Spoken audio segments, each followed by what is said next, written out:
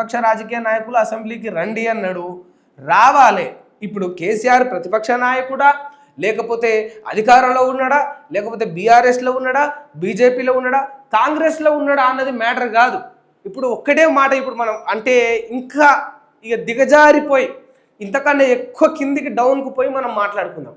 కేసీఆర్ను ఫస్ట్ గజ్వేల్ బిడ్డలు గెలిపించారు. కేసీఆర్ను గజ్వేల్ బిడ్డలు గెలిపించారు. మరి ఆ నియోజకవర్గం కోసమైనా రావాలి కదా, వాళ్ళు వేసిన ఓట్లకు విలువనిస్తూ అయినా రావాలి కదా. ప్రతిపక్ష నాయకుడివా, గతంలో 10 ఏళ్ళ ముఖ్యమంత్రివా, లేకపోతే అనుభవం ఉన్నవాడివా, తెలంగాణ కోసం కొట్లాడిన వాడివా, కల్వకుంట్ల కుటుంబంలో పెద్ద మనిషివా, ఇవన్నీ పక్కన పెడదాం. ఉమ్మడి ఆంధ్రప్రదేశ్లో నువ్వు మంత్రిగా వ్యవహరించినవా, స్పీకర్గా వ్యవహరించినవా, ఇవన్నీ కాదు. ఒకటే మాట, గజ్వేల్ బిడ్డలు నేను ఎమ్మెల్యేగా గెలిపించిండ్రు. ఆ నియోజకవర్గ ఓట్లకు విలువనిస్తూ నీకు ఓట్లేసిన ప్రజలను గౌరవిస్తూ అయినా నువ్వు పోవాలి నా వద్ద.